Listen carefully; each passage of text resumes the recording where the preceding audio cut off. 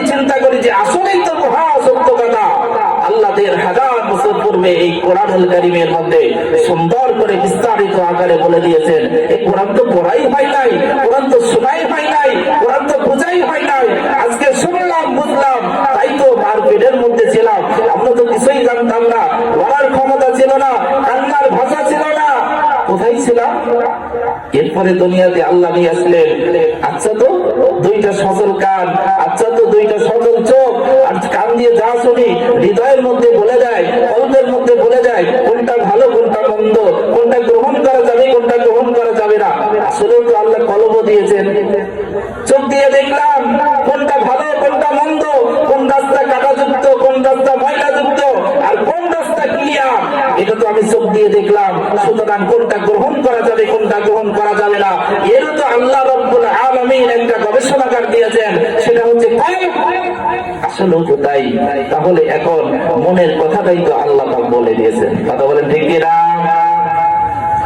দুনিয়ার বুকে কোন মানুষ কথা বলছে, একজন মানুষ আরেকজন মানুষের সামনে যখন কথা পেশ করছে, আরেকজন মানুষ কথা বলার জন্য তার ঠোঁটটা দুইটা নড়াচড়া করে না যে আমিও কিছু বলবো আমিও কিছু বলবো।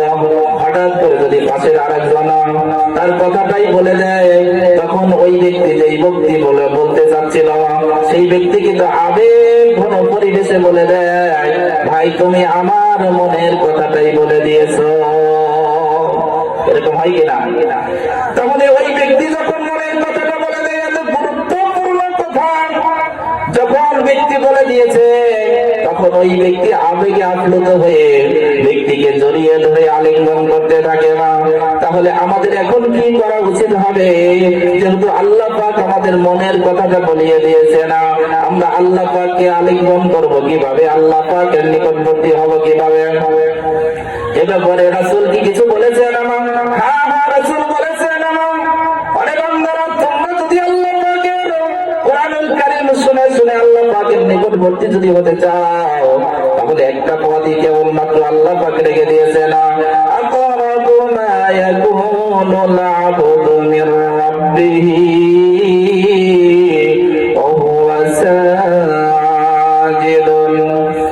আল্লাহর নবী আল্লাহর হাবিব বলেন, বান্দা যখন আল্লাহর কুদরতি পায়ে সিজদায় অবনত হয়ে যায়, ওই সময় আল্লাহ আর বান্দার মাঝে কোনো পর্দা থাকে না, এমন নিকটবর্তী হয়ে যায় বান্দা আমরা দেখতে পারি না, কিন্তু আল্লাহর সব চাইতে নিকটবর্তী হওয়ার জায়গা, নিকটবর্তী হওয়ার মাধ্যম, নিকটবর্তী হওয়ার একটা মাত্র ইবাদত, সেই ইবাদতটার নাম হলো নামাজ। নামাজ, এই নামাজ আজকে আমরা আদায় করি না মুসলমান।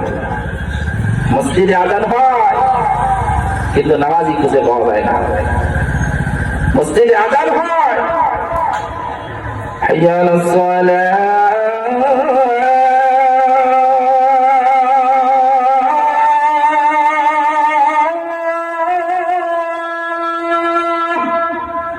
হয় কিনা? আল্লাহ পাক তার এই বান্দাদেরকে দিয়ে তার ডাক দিচ্ছেন, এমন ভাবে ডাক দিচ্ছেন